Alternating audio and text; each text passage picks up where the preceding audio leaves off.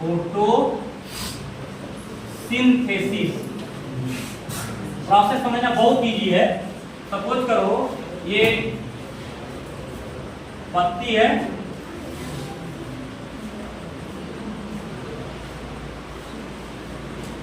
सबसे अधिक प्रकाश संश्लेषण इसी में होता है। शायद जान लोगे किसकी पत्ती है, देख के ही पता चल रहा होगा। वाह वाह, बहुत सही। मैंने ये पता चल ही गया कि हाँ पीपल की पत्ती है, और इसमें सबसे अधिक ऑक्सीजन निकलता है, मतलब इसमें सबसे ज्यादा प्रकाश संश्लेषण की क्रिया होती है। ठीक है, सूरज मान लीजिए यहाँ से अपना ऊर्जा सनलाइट दे रहा है, हाँ दे रहा है ना, इनके ऊपर ऐसे सोलर एनर्जी आएगा, सौर ऊर्जा आएगा, इसमें बहुत सारा क्षेत्र होता है, और यहाँ से ये तने से जुड़ा हुआ है, तो जब तने से जुड़ा होगा तो इसको क्या मिलेगा,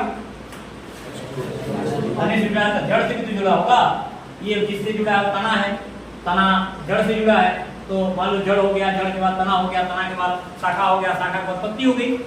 तो जड़ भोजन बनाने वाला खनिज तत्व और जल मृदा से अवशोषित करता है, और मृदा से जब अवशोषित करता है तो कहाँ ले जाता है, पत्ती को लेकर सौंप देता है।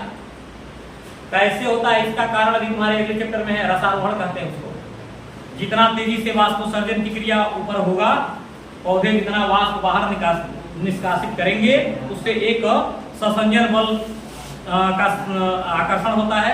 उस ससंजन बल आकर्षण के कारण पानी और खनिज पदार्थ मृदा से ऊपर की तरफ अवशोषित हो जाएंगे, क्योंकि जब तुम नली में देखे होगे पानी ऐसे डाल देते हो ना, तो पानी के कण एक दूसरे से खींचे चले जाते हैं। इसका एक उदाहरण देखना हो तो ड्रापर में 2 बूंद ले लेना, मैं 2 ड्रापर ले लेना, और पानी का 2 बूंद ले आना, ऐसे जैसे नजदीक लाओगे ना दोनों एक में चिपक जाएगा। पनिया खुद एक दूसरे को आकर्षित करता है, यानी खींचता है वो। तो उस खिंचाव को यहाँ भी समझना, जब पौधे पत्तियों के माध्यम से वाष्प को बाहर उत्सर्जित करते हैं, तो उसी के कारण नीचे मृदा से पानी और खनिज पदार्थ तना में यानी रूट में, रूट के बाद स्टेम में, स्टेम के बाद ब्रांच में, ब्रांच के बाद लीफ में ट्रांसफर होता रहता है। यानी पानी कहाँ आके इकट्ठा हो गया, पत्तियों के पर्णफलक में, इसको कहते हैं लैमिना। सुन रहे हो ना, लैमिना लैमिना बोले, लैमिना है पर्णफलक, पर्णफलक। और इसमें ये जो दिख रहा है उसको क्या कहते हैं, वेन, सिरा होता है भाई। इसमें भी तो वेन होता है, इसमें भी तो वेन होते हैं, इसको कहते हैं पार्श्व सिराएं, पार्श्व सिराएं हैं। ठीक है, इस पार्श्व सिराओं में ये पानी आता रहता है, इसमें पूरा फैलता रहता है, और इसमें रहता है ऊपर की तरफ ऐसे छेद होता है, उसको कहते हैं स्टोमेटा, यानी रंध्र कहते हैं, रंध्र स्टोमेटा।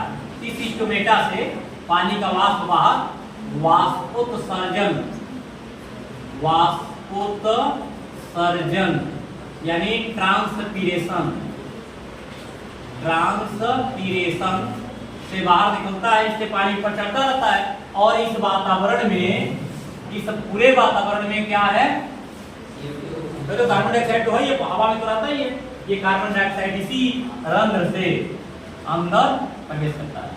यानी मिला क्या, पानी मिल गया, कार्बन डाइऑक्साइड मिल गया, सनलाइट मिल गया, सूर्य का प्रकाश, और इस पत्ती में क्या होता है, हरा रंग होता है, इसको क्लोरोफिल कहते हैं, क्लोरोफिल। यानी समझो कि ये चूल्ही है, चूल्हा मतलब पकाने बनाने का काम यही क्लोरोफिल करता है, क्लोरोफिल हो गया। इस क्लोरोफिल के कारण ये दोनों आपस में क्रिया करते हैं, बनाते हैं C6H12O6 प्लस O2, इससे संख्या 6 हो जाती है, ये भी 6। हालांकि इसको सही नहीं बनाया गया, इसको 12 बनाया गया है। काहे 12 बनाया गया है, क्योंकि 6 मोल पानी वाष्प के रूप में निकलता रहता, तभी तो क्रिया आगे बढ़ेगी। खाली बिल्कुल बराबर पानी निकलेगा तब तो क्रिया में यूज हो जाएगा, तो जो अतिरिक्त 6 मोल पानी जाता है उसमें हर बार वह वाष्प के रूप में निकलता रहता है, जिससे अंदर से भी पानी ऊपर की तरफ जाता रहता है। फिर समझ लीजिए प्रकाश संश्लेषण की क्रिया में क्या होता है, हरे पौधे अपने क्लोरोफिल की सहायता से सूर्य के प्रकाश की उपस्थिति में कार्बन डाइऑक्साइड और जल ले करके कार्बोहाइड्रेट अर्थात ग्लूकोज और ऑक्सीजन का निर्माण करते हैं, जिसे प्रकाश संश्लेषण कहा जाता है। फिर बोल रहे हैं हरे पौधे कार्बन डाइऑक्साइड और जल की सहायता से कार्बोहाइड्रेट और ऑक्सीजन का निर्माण करते हैं, जिसे प्रकाश संश्लेषण कहते हैं। फिर बोलते हैं प्रकाश संश्लेषण वह प्रक्रिया है, यानी photosynthesis is a process in which carbon dioxide react with water and change into glucose and oxygen.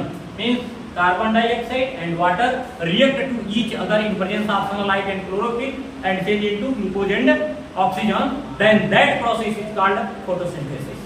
प्रकाश संश्लेषण वह प्रक्रिया है जिसमें जल कार्बन डाइऑक्साइड से क्रिया करता है सूर्य के प्रकाश की उपस्थिति और क्लोरोफिल के द्वारा, और पुनः ग्लूकोज और ऑक्सीजन का निर्माण करता है, जिसे प्रकाश संश्लेषण कहते हैं।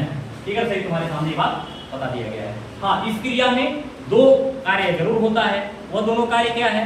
पहला ये प्रकाश अपक्रिया, यानी सूरज के प्रकाश में अपक्रिया होती है, और एक होता है डार्क अपक्रिया, यानी दो प्रकाश संश्लेषण में दो जगह क्रिया। एक होता है तो ये हिल खोजे थे, इसलिए इसको हिल रिएक्शन कहते हैं, और ये जो बताए हैं उसको कहते हैं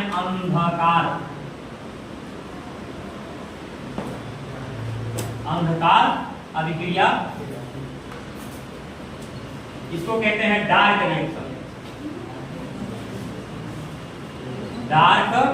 रिएक्शन। और इसको जो खोजे थे उनका नाम था केल्विन, यानी ब्लैक मैन रिएक्शन कहते हैं। तो ये भी वैज्ञानिक कैसे ब्लैक मैन अभिक्रिया, इस काला आदमी का काला अभिक्रिया। इसमें क्या हुआ था, जैसे प्रकाश संश्लेषण, प्रकाश की आया, पानी के कणों को तोड़ दिया, पानी के कणों को तोड़ दिया तो OH और H बन गया, और इसमें यहाँ पे NADP एक हाइड्रोजन ग्राही होता है, इसको H ग्राही कहते हैं। यह क्रिया करके हाइड्रोजन को ले करके, यानी हाइड्रोजन को इसमें जोड़ करके CO2 से जोड़ देता है। ऐसे देखो CO2 से H को जोड़ने का काम करता है, जब ये जुड़ने लगता है तो क्या जाता है। अब यहाँ प्रकाश की आवश्यकता नहीं है, ये बन गया, यहीं से ऑक्सीजन को बाहर निकाल दिया जाता है, और ये जब जुड़ता है तो C6H12 O6 बना देता है। मान लो यहाँ 6 कर रहे हैं, ऑक्सीजन 3 चल गया उधर, अच्छा नहीं बाहर हो रहा है ना, तो 3 को उधर चला गया और 3 को यहाँ आ गया। देखो अब ये हाइड्रोजन है, मिला लो, देखो क्रिया करा दी, हाइड्रोजन कराई, हाइड्रोजन 12 को ले आया, लाने के बाद 3 ऑक्सीजन को ऊपर ऑक्सीजन के रूप में उड़ा दिया और 3 को यहाँ जोड़ दिया, तो ग्लूकोज बन गया नहीं बन गया। अगर ये क्रिया हम अच्छा बोल ले रहे हैं, इस तरीके से पानी और ग्लूकोज बनता रहता है। ये जो बनता है वह डार्क रिएक्शन है, जो ये बनता है वह लाइट रिएक्शन है। ये डार्क और लाइट रिएक्शन में दोनों पूरा प्रकाश संश्लेषण